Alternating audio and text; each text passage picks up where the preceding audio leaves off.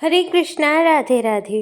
बोलिए सत्यनारायण भगवान की जय। श्री सत्यनारायण भगवान की कथा सुनने और उसका वाचन करने से जीवन में अद्भुत परिवर्तन आता है। यह कथा विशेष रूप से कलयुग के समस्त पापों को धोने वाली मानी गई है। सत्यनारायण भगवान की जय। कथा से पहले हम सब भगवान सत्यनारायण का ध्यान करते हैं, जिनका स्वरूप शांति से पूर्ण है, जो शेष नाग पर शयन करते हैं और जिनकी नाभि में कमल है। वे देवताओं के ईश्वर हैं, जो समस्त संसार का आधार है, जो आकाश के समान असीमित है, जिनका रंग मेघ अर्थात बादलों के समान है और जिनका रूप शुभ है, जो श्री लक्ष्मी जी के पति हैं, जिनके नेत्र कमल के समान सुंदर है और जो योगियों के ध्यान में सदैव विराजमान रहते हैं। हम सब उन भगवान श्री विष्णु की वंदना करते हैं, जो संसार के सभी भयों का नाश करने वाले और समस्त लोगों के एकमात्र स्वामी हैं। बोलिए श्री सत्यनारायण भगवान की जय।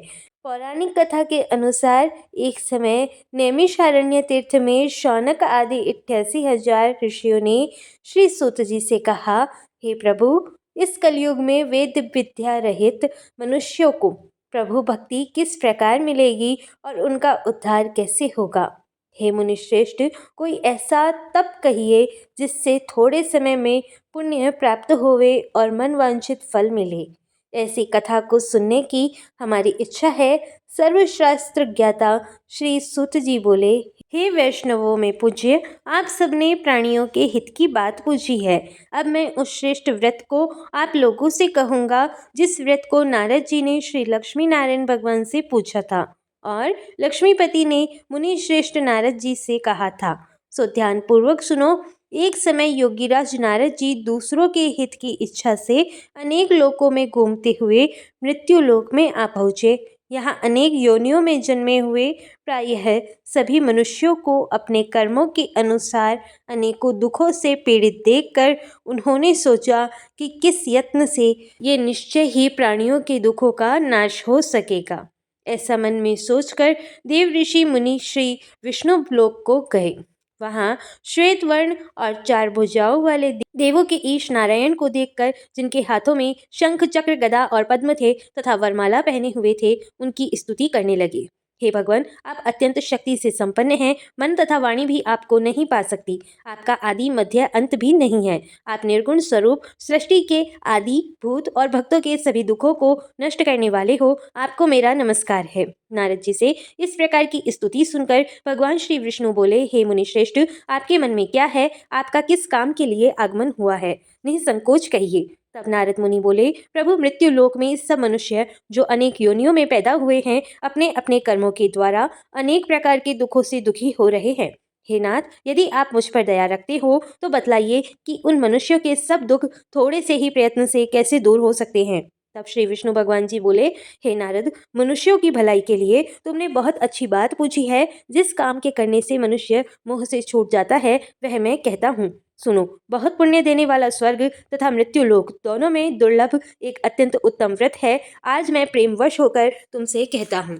श्री सत्यनारायण भगवान का यह व्रत अच्छी तरह विधि पूर्वक करके मनुष्य धरती पर आयु पर्यंत सुख भोग कर मरने पर मोक्ष को प्राप्त होता है। श्री भगवान के वचन सुनकर नारद मुनि बोले, हे भगवान, उस व्रत का फल क्या है, क्या विधान है और किसने यह व्रत किया है और किस दिन यह व्रत करना चाहिए? विस्तार पूर्वक कहिए। भगवान विष्णु बोले, हे नारद, दुख शोक आदि को दूर करने वाला, धन धान्य को बढ़ाने वाला, सौभाग्य तथा संतान को देने वाला, यह व्रत सब स्थानों पर विजय करने वाला है। भक्ति और श्रद्धा के साथ किसी भी दिन मनुष्य श्री सत्यनारायण की प्रातः काल के समय ब्राह्मणों और बंधुओं के साथ धर्म परायण होकर पूजा करे। भक्ति भाव से नैवेद्य, केले का फल, शहद, घी, दूध और गेहूं का आटा सवाया लेवे। गेहूं के अभाव में साठी का चूर्ण भी ले सकते हैं और सब पदार्थों को भगवान को अर्पण कर देवे तथा बंधु सहित ब्राह्मणों को भोजन करावे। पश्चात स्वयं भोजन करे। रात्रि में नृत्य, गीत आदि का आयोजन कर सत्यनारायण भगवान का ध्यान करते हुए समय बिताए। इस तरह व्रत करने पर मनुष्य की इच्छा निश्चय पूरी होती है। विशेष रूप से कली काल में भूमि पर यही मोक्ष का सरल उपाय है। प्रेम से बोलिए श्री सत्यनारायण भगवान की जय। श्री सत्यनारायण व्रत कथा का पहला अध्याय संपूर्ण। आइए अब सुनते हैं दूसरा अध्याय। श्री सूत जी बोले, हे ऋषियों, जिसने पहले समय में इस व्रत को किया है उसका इतिहास कहता हूँ, ध्यान पूर्वक सुनो। सुंदर काशीपुर नगरी में एक अत्यंत निर्धन ब्राह्मण रहता था। वह भूख और प्यास से बेचैन हुआ नित्य पृथ्वी पर घूमता था। ब्राह्मणों से प्रेम करने वाले भगवान ने ब्राह्मण को दुखी देखकर बूढ़े ब्राह्मण का रूप धरकर उसके पास जाकर आदरपूर्वक पूछा कि हे विप्र, तुम नित्य दुखी होकर पृथ्वी पर क्यों घूमते हो? हे ब्राह्मण, यह सब मुझसे कहो, मैं सुनना चाहता हूँ। तब वह ब्राह्मण बोला, मैं निर्धन ब्राह्मण हूँ, भिक्षा के लिए पृथ्वी पर फिरता हूँ। हे भगवान, यदि आप इससे छुटकारा पाने का कोई उपाय जानते हो तो कृपा कर मुझे बताएं। वृद्ध ब्राह्मण बोला, हे विप्र, सत्यनारायण भगवान मनोवांछित फल देने वाले हैं, इसलिए तुम उनका पूजन करो, जिसके करने से मनुष्य सब दुखों से मुक्त हो जाता है। तब ब्राह्मण को व्रत का सारा विधान बतलाकर बूढ़े ब्राह्मण का रूप धारण करने वाले श्री सत्यनारायण भगवान वहीं अंतर्ध्यान हो गए। जिस व्रत को वृद्ध ब्राह्मण ने बतलाया, मैं उसको अवश्य करूंगा, यह निश्चय करने पर उसे रात भर नींद नहीं आई और सवेरे उठकर सत्यनारायण भगवान के व्रत का निश्चय कर वह भिक्षा के लिए चला।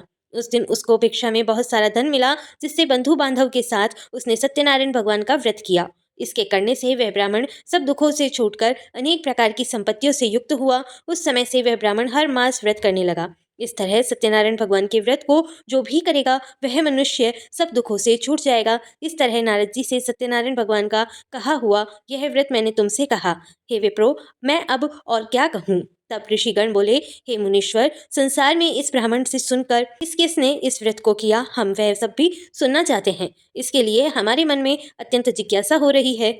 सुत जी बोले, हे मुनियों, जिस जिसने इस व्रत को किया है वह सब भी सुनो। एक समय वह ब्राह्मण धन और ऐश्वर्य के अनुसार बंधु बांधव के साथ व्रत करने को तैयार हुआ। उसी समय एक लकड़ी बेचने वाला बूढ़ा आदमी आया और बाहर लकड़ियों को रखकर ब्राह्मण के मकान में गया। प्यास से दुखी लकड़ी वाले ने उनको व्रत करते देखकर ब्राह्मण को नमस्कार करके कहने लगा, यह आप क्या कर रहे हैं? इसके करने से क्या फल मिलता है? कृपा करके मुझको बताइए। ब्राह्मण ने कहा, सब मनोरथ को पूर्ण करने वाला यह सत्यनारायण भगवान का व्रत है। इसकी ही कृपा से मेरे यहाँ धन धान्य आदि की वृद्धि हुई है। ब्राह्मण से इस व्रत के बारे में जानकर लकड़हारा अत्यंत प्रसन्न हुआ। चरणामृत लेकर प्रसाद ग्रहण करने के बाद वह अपने घर को गया। अगले दिन लकड़हारे ने अपने मन में इस प्रकार का संकल्प लिया कि आज गांव में लकड़ी बेचने से जो धन मिलेगा उसी से सत्यनारायण भगवान का उत्तम व्रत करूंगा। ऐसा मन में निश्चय कर वह बूढ़ा आदमी लकड़ियां अपने सिर पर रखकर जिस नगर में धनवान लोग रहा करते थे ऐसे सुंदर नगर में गया। उस दिन वहां पर उसे उन लकड़ियों का दाम पहले से चौगुना मिला। तब वह लकड़हारा दाम लेकर अति प्रसन्न होकर पके केले, शक्कर, घी, दूध, दही और गेहूं का चूर्ण इत्यादि सत्यनारायण भगवान के व्रत की समस्त सामग्रियों को लेकर अपने घर आया। फिर उसने अपने परिवारजनों को बुलाकर विधि के साथ भगवान का पूजन और व्रत किया। उस व्रत के पुण्य प्रभाव से वह बूढ़ा लकड़हारा धन, पुत्र आदि से युक्त हुआ और संसार के समस्त सुख भोग कर अंत में वैकुंठ लोक को चला गया। बोलिए श्री सत्यनारायण भगवान की जय। श्री सत्यनारायण भगवान का दूसरा अध्याय संपूर्ण। ये शुरू करते हैं श्री सत्यनारायण भगवान की कथा का तीसरा अध्याय। श्री सुत जी बोले, हे श्रेष्ठ मुनियों, अब आगे की कथा कहता हूँ, सुनो। पहले समय में उल्का मुख नामक एक बुद्धिमान राजा रहा करता था। वह सत्यवक्ता और जितेंद्रिय था। प्रतिदिन देव स्थानों पर जाता और गरीबों को धन देकर उनके कष्ट दूर करता था। उसकी पत्नी कमल के समान मुख वाली और सती साध्वी थी। पुत्र प्राप्ति के लिए भद्रशिला नदी के तट पर उन दोनों ने सत्यनारायण भगवान का व्रत किया। उस समय वहां एक साधु नामक वैश्य आया। उसके पास व्यापार के लिए बहुत सारा धन था। वह नाव को किनारे पर ठहराकर राजा के पास आ गया और राजा को व्रत करते देखकर विनय के साथ पूछने लगा, राजन, भक्ति युक्त चित्त से ये आप क्या कर रहे हैं? मेरी सुनने की इच्छा है, सो आप मुझे यह बताइए। तब राजा बोला, हे वैश्य, अपने बांधव के साथ पुत्र आदि की प्राप्ति के लिए यह महाशक्तिमान सत्यनारायण भगवान का व्रत और पूजन मैं कर रहा हूँ। राजा के वचन सुनकर साधु आदर से बोला, राजन, मुझसे भी इसका विधान कहो। मैं भी आपके कहे अनुसार इस व्रत को अवश्य करूंगा। मेरी भी कोई संतान नहीं है और मुझे विश्वास है कि इस व्रत के करने से निश्चय ही मुझे संतान प्राप्ति होगी। तब राजा से सब विधान सुनकर व्यापार से निवृत्त होकर वह आनंद के साथ अपने घर को गया। उन्होंने अपनी स्त्री को संतान देने वाले इस व्रत को सुनाया और प्रण किया कि जब मेरे यहाँ संतान होगी तब मैं इस व्रत को करूंगा। वैष्णव ने ऐसे वचन अपनी पत्नी लीलावती से कहे। एक दिन उसकी पत्नी पति के साथ आनंदित होकर सांसारिक धर्म में प्रवृत्त होकर श्री सत्यनारायण भगवान की कृपा से गर्भवती हो गई और 10वें महीने में उसके एक सुंदर कन्या का जन्म हुआ। वह कन्या दिनों दिन इस तरह बढ़ने लगी जैसे शुक्ल पक्ष का चंद्रमा बढ़ता है। कन्या का नाम कलावती रखा गया। तब लीलावती ने मीठे शब्दों में अपने पति को कहा, स्वामी, जो आपने संकल्प लिया था कि मैं संतान होने पर सत्यनारायण भगवान का व्रत करूंगा, अब आप उसे करिए। वैष्णव बोला, हे प्रिय, इसके विवाह पर करूंगा। इस प्रकार अपनी पत्नी को आश्वासन देकर वह नगर को चला गया। अब कलावती अपने पिता के घर में रहकर बड़ी हो रही थी। एक दिन वैश्य ने जब नगर में सखियों के साथ अपनी पुत्री को देखा तो तुरंत दूत को बुलाकर कहा कि मेरी पुत्री के लिए कोई सुयोग्य वर देख कर लाओ। वैश्य की आज्ञा पाकर दूत कंचन नगर पहुंचा और वहां पर बहुत खोज कर बहुत देखभाल करके कन्या के लिए सुयोग्य वणिक पुत्र को ले आया। उस सुयोग्य युवक को देखकर वैश्य ने अपने बंधु बांधव सहित प्रसन्न चित्त होकर अपनी पुत्री का विवाह उसके साथ कर दिया, किंतु दुर्भाग्य से विवाह के समय भी वह उस व्रत को करना भूल गया। तब श्री सत्यनारायण भगवान क्रोधित हो गए और साधु को श्राप दे दिया कि तुम्हें दारुण दुख प्राप्त होगा। अपने कार्य में कुशल साधु वैश्य अपने जमाता सहित समुद्र के समीप स्थित रतनपुर नगर में गया और वहां दोनों ससुर जमाई चंद्रकेतु राजा के उस नगर में व्यापार करने लगे। एक दिन भगवान श्री सत्यनारायण की माया से प्रेरित कोई चोर राजा का धन चुराकर भागा जा रहा था, किंतु राजा के दूतों को आता देखकर चोर घबरा कर भागते हुए धन को वहीं चुपचाप छोड़कर चले गया जहां वे ससुर और जमाई ठहरे हुए थे। जब दूतों ने उन साधु वैश्य के पास राजा के धन को रखा हुआ देखा तो वे उन्हीं को चोर समझकर दोनों को बांधकर ले गए और राजा के पास ले जाकर बोले, हे राजन, यह दो चोर हम पकड़ कर लाए हैं। तब राजा की आज्ञा से उनको कठोर कारावास में डलवा दिया गया और उनका सब धन भी छीन लिया गया। सत्यनारायण भगवान के श्राप के कारण साधु वैश्य की पत्नी और पुत्री भी इधर घर में बहुत दुखी रहने लगी। उनके घर पर जो भी धन रखा था चोर चुरा कर ले गए। शारीरिक और मानसिक पीड़ा तथा भूख प्यास से अति दुखी होकर और अन्न की चिंता में कलावती एक दिन एक ब्राह्मण के घर गई। वहां उसने सत्यनारायण भगवान का व्रत होते देखा, फिर कथा सुनी और प्रसाद ग्रहण करके रात होने पर वह घर आई। तब उसकी माता ने कलावती से पूछा, हे पुत्री, तू अब तक कहाँ रही और तेरे मन में क्या है? कलावती कहने लगी, माते, मैंने एक ब्राह्मण के घर पर श्री सत्यनारायण भगवान का व्रत होते देखा है। कन्या के ऐसे वचन सुनकर लीलावती भगवान के पूजन की तैयारी करने लगी। लीलावती ने परिवार और बंधुओं सहित श्री सत्यनारायण भगवान का पूजन किया और वर मांगा कि मेरे पति और दामाद शीघ्र घर आ जाएं। साथ ही प्रार्थना की कि हम सबका अपराध क्षमा करो। सत्यनारायण भगवान इस व्रत से संतुष्ट हो गए और राजा चंद्रकेतु को स्वप्न में दर्शन देकर कहा, हे राजन, तुमने जिन दोनों वैश्य को बंदी बना कर रखा है वे निर्दोष है। उन्हें प्रातः ही छोड़ दो और उनका सब धन जो तुमने ले लिया है उसे वापस लौटा दो, नहीं तो मैं तेरा धन, राज्य, पुत्र आदि सब नष्ट कर दूंगा। राजा के ऐसे वचन कहकर भगवान अंतर्ध्यान हो गए। प्रातःकाल राजा चंद्रकेतु ने सभा में अपना स्वप्न सुनाया। फिर दोनों वणिक पुत्रों को कैद से मुक्त कर सभा में बुलाया। दोनों ने आते ही राजा को नमस्कार किया। राजा मीठे वचनों से बोला, हे महानुभावों, तुम्हें दैववश ऐसा कठिन दुख प्राप्त हुआ है, अब तुम्हें कोई भय नहीं है। ऐसा कहकर राजा ने उनको नए नए वस्त्र, आभूषण और उनका जितना धन लिया था उससे दोगुना धन देकर आदर सहित विदा किया। तब वे दोनों वैश्य अपने घर को चल दिए। श्री सत्यनारायण भगवान की जय। श्री सत्यनारायण व्रत कथा का तीसरा अध्याय संपूर्ण। चौथा अध्याय। श्री सूत जी बोले, साधु निया मंगलाचरण कर और ब्राह्मणों को धन देकर साधु बनिया मंगलाचरण कर और ब्राह्मणों को धन देकर अपने नगर के लिए चल पड़ा। साधु के कुछ दूर जाने पर इधर भगवान श्री सत्यनारायण की उसकी सत्यता की परीक्षा लेने के विषय में जिज्ञासा हुई।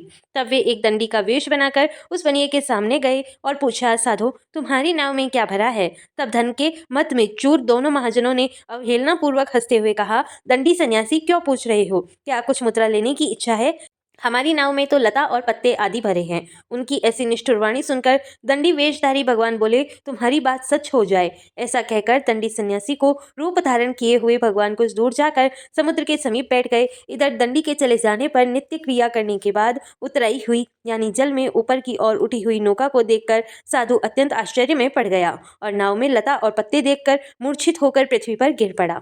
होश आने पर वणिक पुत्र चिंतित हो गया। तब उसके दामाद ने इस प्रकार कहा कि पिताजी, आप शोक क्यों करते हैं? दंडी ने श्राप दे दिया है। इस स्थिति में वे ही चाहे तो सब कुछ कर सकते हैं, इसमें संशय नहीं है। अतः उन्हीं की शरण में हमको चलना चाहिए और वही मन की इच्छा पूरी होगी। दामाद की बात सुनकर वह साधु बनिया उसके पास गया और वहां दंडी को देखकर उसने भक्ति पूर्वक उन्हें प्रणाम किया तथा आदर पूर्वक कहने लगा कि आपके सम्मुख मैंने जो कुछ कहा है, असत्य भाषण स्वरूप अपराध किया है, आप कृपया मेरे उस अपराध को क्षमा कर दीजिए। ऐसा कहकर बार बार प्रणाम करके वह महान शोक से व्याकुल हो गया।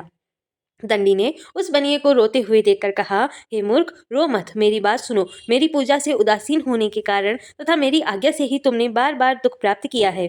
भगवान की ऐसी वाणी सुनकर वह उनकी स्तुति करने लगा। साधु ने कहा, हे प्रभु, यह आश्चर्य की बात है कि आपकी माया से मोहित होने के कारण ब्रह्मादि देवता भी आपके गुणों और रूपों को यथावत रूप से नहीं जान पाते। फिर मैं मूर्ख आपकी माया से मोहित होने के कारण भला कैसे आपको जान सकता हूँ। प्रभु, आप मुझ पर कृपा कीजिए और मुझ पर प्रसन्न होइए। मैं अपनी धन संपत्ति के अनुसार आपकी पूजा करूंगा। मैं आपकी शरण में हूँ। मेरा जो नौका में स्थित पूरा धन था उसकी और मेरी रक्षा करे। उस बनिए की भक्ति युक्त वाणी सुनकर भगवान जनार्दन संतुष्ट हो गए। भगवान जनार्दन उसे अभिष्ट वर प्रदान कर वहीं अंतर्ध्यान हो गए। इसके बाद वह साधु अपनी नौका में चढ़ा और उसे धन धान्य से भरी हुई देखकर भगवान सत्यदेव की कृपा से हमारा मनोरथ सफल हो गया, ऐसा कहकर स्वजनों के साथ उसने भगवान की विधिवत पूजा की। भगवान श्री सत्यनारायण की कृपा से वह आनंद से परिपूर्ण हो गया और नाव को प्रयत्न पूर्वक संभालकर उसने अपने देश के लिए प्रस्थान किया। साधु बनिए ने अपने दामाद से कहा, वह देखो, मेरी रतनपुरी नगरी